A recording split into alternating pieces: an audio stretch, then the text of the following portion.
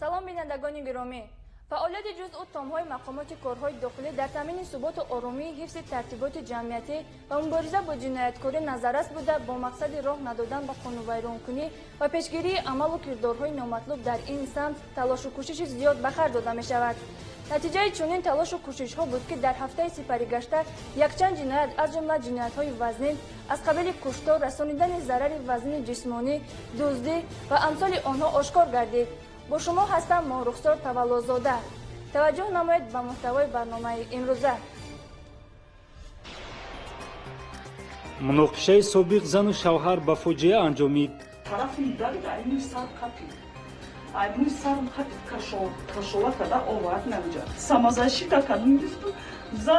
азобу уқубат ва шиканҷаи фарзандони ноболиғ аз ҷониби падар. пешсудшуда дар 20 ҳолати содир кардани ҷинояти дуздӣ гумонбар дониста мешавад. либосро тик кардам, фақат гуфтам як шапка сум биромад. сума гирифтам و рафтам. ин ва дигар хабару гузоришҳо дар нашри навбатии барномаи ахбори вазорати корҳои дохилӣ. дар ноҳияи Синои шаҳри Душанбе муноқишаи собиқ зану шавҳар боиси он гардид ки яке дигареро бо истифода аз корд захмӣ карда ба ҳалокат расонад. кормандони шуъбаи вазорати корҳои дохилӣ ду дар ноҳияи мазкур гумонбари ҷинояти мазкур ҳамсари марҳумро саривақт боздошт намуданд. ҳамкорамон лейтенанти калони милитсия Сироҷдини Шакурӣ ин ҳодисаро шарҳ медиҳад. санаи 21 майи соли ҷорӣ тақрибан соати 20:47 дақиқаи бегоҳ ба қисми набардори шуъбаи вазорати корҳои дохилӣ ду дар ноҳияи Сино оид ба сар задани ҷинояти махсусан вазнин хабари фавр расид. кормандони мақомоти милитсия ҷиҳати муайян намудани ҳодисаи мазкур дарҳол ба ҷои ҳодиса яъне кӯчаи испечаки ноҳияи Синои шаҳри Душанбе ҳозир гардиданд. ҳамчун гумонбар дар содир намудани ҷинояти мазкур шаҳрванд Шарипова Ситорабону Рустамовна соли таваллудаш 1982 истиқоматкунандаи шаҳри Душанбе кӯчаи испечак дастгир карда шуд. зимни пешбурди корҳои тафсилотӣ муайян карда шуд. гарчанде номбурда бо марҳум шаҳрванд Давлатов Шарофиддин соли таваллудаш 1982 истиқоматкунандаи шаҳри Душанбе дер бо зиндагонии муштарак надошта бошанд ҳам вале муносибат ошноӣ доштанд. маҳз ҳамин омил боиси ба манзили истиқоматии гумонбаршаванда рафтуомад намудани ҷабрида гардидааст. аз ҷумла санаи 21 майи соли ҷорӣ низ марҳум дар ҳолати сархушӣ ба манзили истиқоматии гумонбаршаванда омада байнашон нофаҳмии лафзӣ рӯй додааст ки дар натиҷа гумонбаршаванда бо корди ошхонагӣ як маротиба дар қисмати пояш зарба задааст. бо рафтани хуни зиёд шаҳрванд Давлатов Шарофиддин дар беморхона ба ҳалокат расид. мой сарм қапит кашова када овард намҷа автоматически ҳамин чизе будам ҷонма халос кунум гуфта самозащита кардам гуфтам задум да пош задум. воқеан баъзан ҷиноят аз беэҳтиётӣ содир шуда боиси канда гаштани риштаи умри якеву пушти панҷараи маҳбас рафтани дигаре меанҷомад. аз ин рӯ ҳамеша инсонро мебояд таҳаммулпазир буда ҳама мушкилоту нофаҳмиҳоро бо рӯҳи мусолиятомез ҳаллу фасл намоянд. вобаста ба ҳолати мазкур айни замон нисбати гумонбаршаванда Ситорабону Шарипова барои расонидани зарар вазнин ба саломатӣ бо оқибати марг тибқи талаботи модда 110 кодекси ҷиноятии ҷумҳурии Тоҷикистон парвандаи ҷиноятӣ оғоз карда шуда номбурда дар ҳабси пешакӣ қарор дорад. хусумату ғаразҳои шахсӣ ва муноқишаҳои пайҳам гоҳҳо сабаби сар задани фоҷиаву ҳодисаҳои нохуш ва ҷиноятҳои вазнин мегардад. як нафар сокини вилояти Хатлон ки пеш барои содир кардани ҷинояти одамкушӣ дар Федератсияи Русия суд шудааст, ин навбат низ дар ҳолати мастӣ бо як нафар зан муноқиша карда ӯро латукуб кардааст. баъдан бо истифода аз санг ба сару рӯяш зада ба ҳалокат расонидааст. офоқи Қодириён оиди ин ҷиноят гузориш омода кардааст. одамкушӣ яъне қасдан аз ҳаёт маҳрум сохтани шахси дигар мутобиқи моддаи 104 кодекси ҷиноятии ҷумҳурии Тоҷикистон ҷазо пешбинӣ карда шудааст. санаи 16 майи соли ҷорӣ аз ҷониби кормандони шуъбаи вазорати корҳои дохилӣ дар шаҳри Бохтар як ҷинояти одамкушӣ ошкор карда шуд. даст ба ҷиноятҳои вазнин задану ҳаёти худу дигаронро зери хатар гузоштан камоли бешарафӣ, ноҷавонмардӣ ва барои ҳамеша доғи бадномиро рӯи дафтари ҳаёти худ рехтан аст. пешсудшуда Турдии Васкар соли таваллудаш 1983 сокини шаҳри Бохтар дар куштори Яковлева Евгения сокини 69-солаи шаҳри мазкур гумонбар дониста мешавад. номбурда шаби 16 майи соли равон баъди истеъмол намудани нӯшокиҳои спиртӣ дар роҳ бо зане ки бо ӯ тамоман ошноӣ надорад ба муноқиша бармехезад. маҳрум Яковлеvaро зери мушту лағат қарор дода баъди аз пой афтонидан با سنگ در قسمت پیشانیش چند مراتب میزند که آخران از جراحت‌های برداشته در جای حادثه به هلاکت میرسد. همزمان با وارد شدن خبر تلفنی به شعبه وزارت کارهای داخلی در شهر باختر، گروهی فوری و جستجویی تأسیس داده شده در یک مدت کوتاه گمانبر جنایت دستگیر گردید و به جنایتی صادر کردهش به پورگی اقرار گشت. چطوری که خودی گمانبر ابراز می‌دارد این جنایت را در حالت مستی صادر نموده است. بعد عروس لپتاپ میگذارم گفتم که یه آدم توختادش آدم چیزی گفت که من نفهمیدم. تو خیر رفتیم گفتم بردم تای در آقا یک زدم به دست راستم غلطی عروس گشت آمدم سنگ گرفتم سنگ دوباره زدم سرش بعد دوباره سنگ گرفته آوردم این پرده پرتم کنم رفتم خانه. چند روز پیش توسط خبرنگار فوری وزارت کارهای داخلی یک نفر شهروند نوار ارسال نمود که در آن دیده میشد که پدر بیرحمانه فرزندان نابالغ خود را عذاب و عقوبت داده شکنجه میکرد. همزمان نوار مذکور توسط شبکه‌های اجتماعی پهن گردیده سر و صداها را بلند کرد. با بردن کارهای اپراتیوی جستجوی از جانب کارمندان میلیسیا، پدر بیرحم بازداشت گردیده نسبتش پرونده جنایتی آغاز کرده شد. تفصیلات بیشتر در گزارش همکارانمان.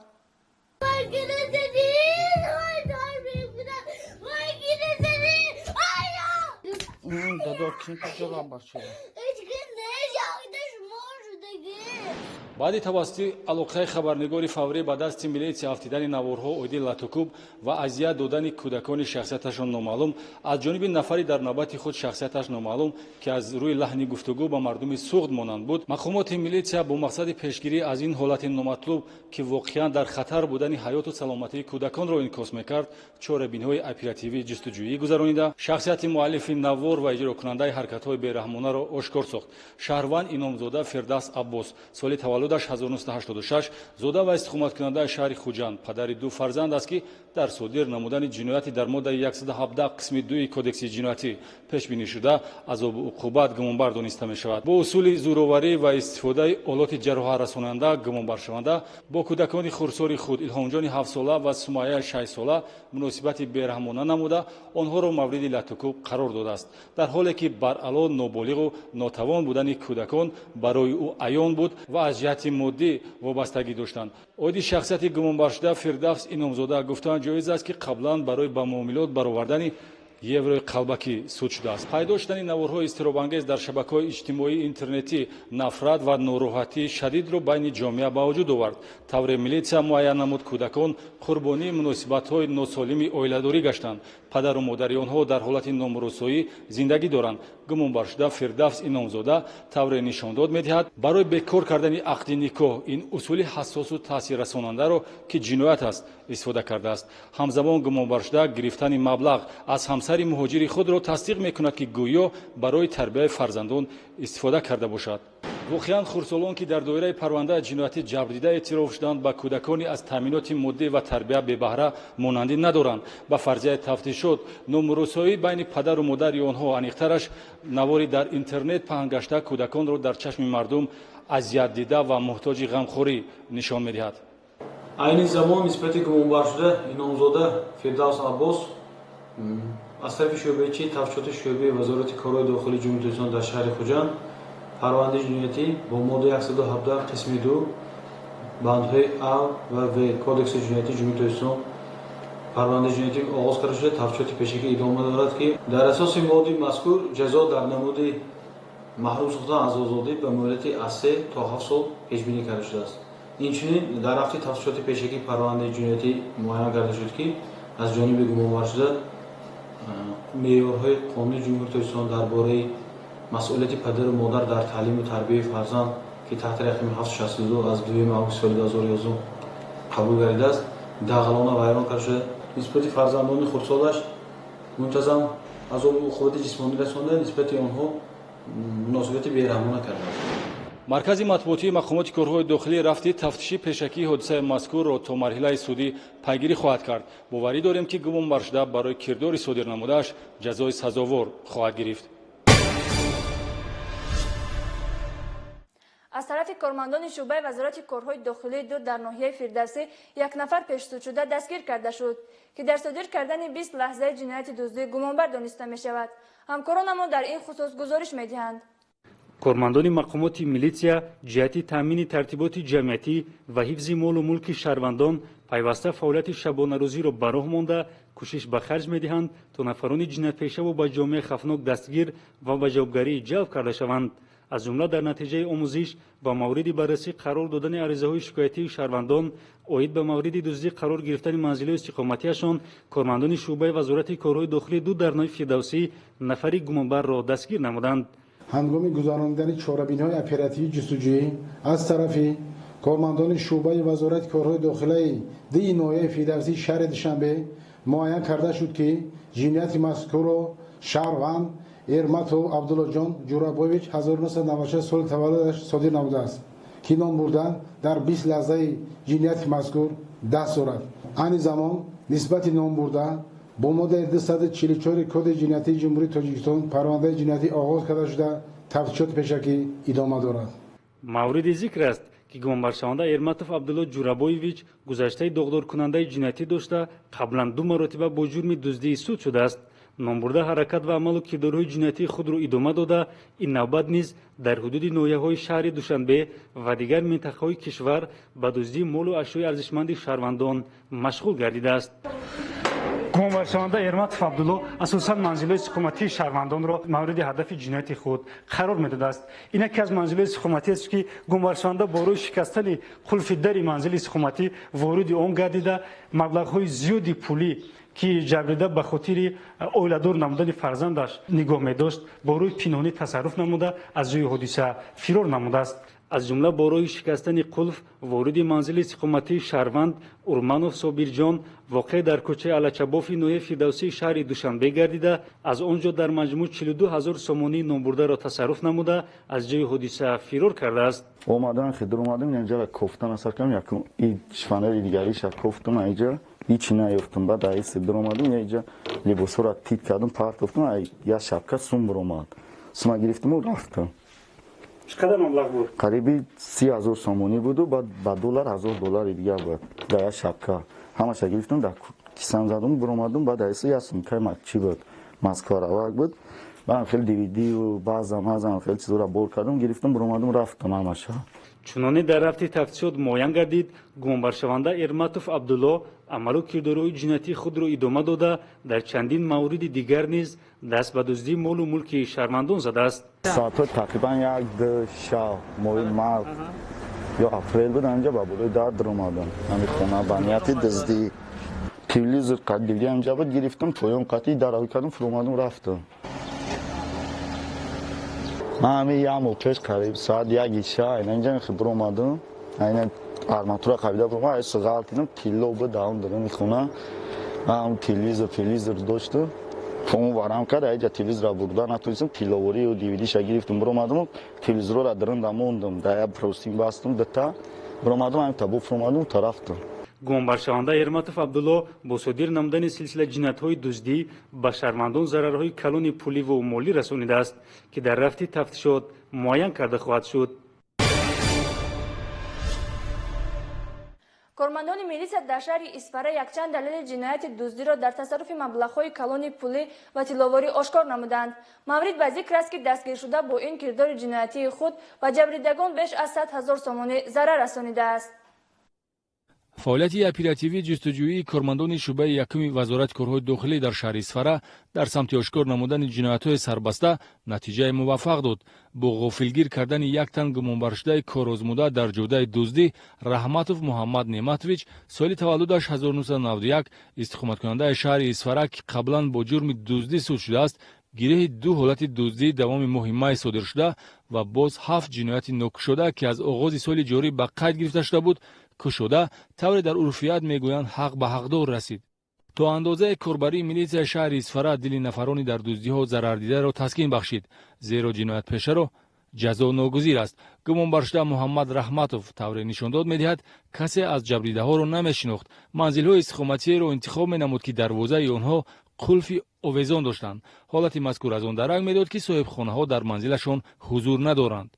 در از تفتیشات پیشکی پرونده جنایتی معین کرده شد که گمانبرشده رحمتوف محمد نعمتویچ در 9 حالت دست به صادر کردن جنایتی دزدی زده از خانه شهروندان جواهرات طلایی و مبلغ‌های پولی را تصرف نموده است. سراغ‌هایی که گمانباشته رحمت محمد نعمتویچ جنایت صادر کرده است، این محله‌های 12، 13 و محله بیناکور شهر سرا میباشد. як адади гарданбанду дастбанди тиллоӣ моликияти ҷабрдидаҳо ва телефони мобилӣ аз маблағи дуздӣ харидорӣ шуда ягона предмети дуздиҳост ки милитсия рӯёнид.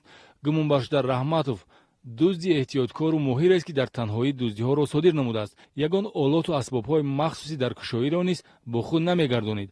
аз предметҳои дар ҷои ҳодиса дастрас истифода бурда ба мақсад мерасид ва асосан ба тасарруфи пул ва тилловорӣ майл дошт.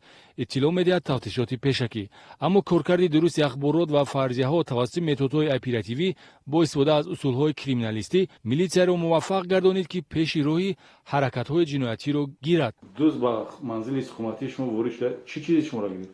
занҷир ба кулонашу 4 ангуштарину $30,000 ва 300,000 пули озбек, 2,000 пули урус, сони 2,900 сомонӣ.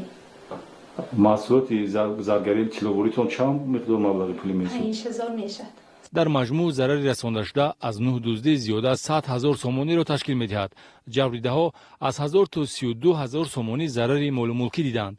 феълан аз рӯи ҳодиса бо моддаи 244 кодекси ҷиноятӣ парвандаи ҷиноятӣ оғоз гардида нисбати гумонбаршуда муҳаммад раҳматов чораи пешгирӣ дар намуди ҳабс татбиқ шудааст.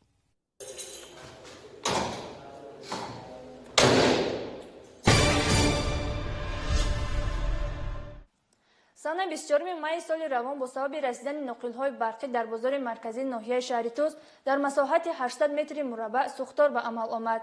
дар натиҷаи сӯхтор 2 фурӯшгоҳи маҳсулоти хоҷагии қишлоқ, 12 мағозаи хӯрока, 10 нуқтаи фурӯши маҳсулоти хоҷагӣ зарар дида, зиёда аз 30 адад дукони савдо аз кӯми оташ наҷот дода шуд. гузориши ҳамкоронамон дар ин хусус. санаи 24 майи соли 2020 соати 17:20 ба нуқтаи маркази алоқаи хадамоти давлатии оташнишонӣ оид ба муҳофизати ноҳияи шаҳри Туз оиди ҳодисаи сӯхтор дар бозори марказӣ мутааллиқ ба ҷамъияти матлуботи ноҳия воқеъ дар кӯчаи Исмоили Сомонӣ хабар расид.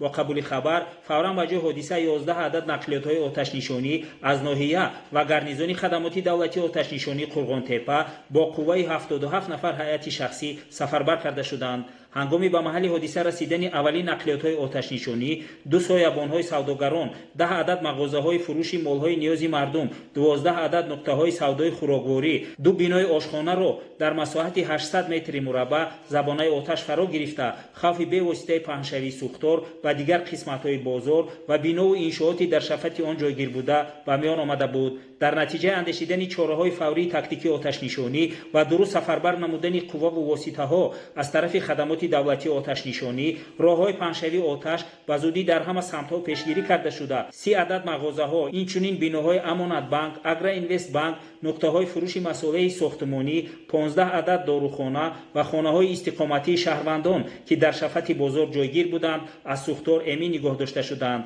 تحقیق گذرانیده متخصصان خدمات دولتی آتش‌نشانی نشان داد که نوابسته به چاره‌های تدبیرهای اندیشیده شده خدمات دولتی آتش‌نشانی وزارت کارهای داخلی از جانب رئیس جمعیت مطلوبات ناحیه کریموف نسیم و دیرکتور بازار حبیب یوسفوف با تامین و رعایت طلبات قاعده‌های بخطری از سوختار دقت ضروری داده نمی‌شده است. از جمله تنظیم و پیوست کابل و ناقل‌های برقی و طلبات بخطری جوابگو نبوده، راه‌های حرکت نقلیات آتش‌نشانی در داخل بازار و معیارهای عمل کننده مطابقت نمی‌کردند. به ضمن این بازار با منبع آب آتش‌نشانی یعنی حوض آب تأمین کرده نشده است که در خاموش نمودن سوختار مشکلات زیادی را به عمل آورده. نقلیات‌های آتش‌نشانی از مسافه دور از بازار برای خاموش نمودن سوختار آب می‌کشانیدند. با مقصد پیشگیری حادثه‌های ناخوش سوختار چند پیش از طرف کارمندان خدمات دولتی آتش‌نشانی سنجش گذرانیده شده. برای کمبودی‌های جای داشته نسبت مسئولین و صاحبکاران قاعده ویران کننده پروتکل‌های حقوق ویرانکنی مأموری ترتیب داده شده و مبلغ 4350 سومانی جریمه بندی کرده شده است. در برابر این برابریت و مسئولین بازار امرنامه مقامات نظارت دولتی به خطر از سوختار با مجموعه چاره‌بینی‌های ضد سوختاری سپرده شده است. علاوه بر این با قرار مقامات نظارت دولتی به خطر از سوختار فعالیت منبع بازار مرکزی موقتا بازداشت کرده شده بود. همدیاران گرامی، اینجا رسیدیم به انجام برنامه این لحظه‌ای اخبار وزارت کارهای داخلی. رابطه همکاری‌های شما با مقامات کارهای داخلی به پیشرفت و آسایشتگی جامعه مساعدت می‌کند. در صورت پیدا شدن پیشنهاد و درخواست نسبت فعالیت کارمندان میلیسیا و پیشگیری جنایتکاری می‌توانید توسط تلفن‌های در نمار بوده زنگ زنید. تا برنامه‌های آینده تنصیحات و خوشروز باشید.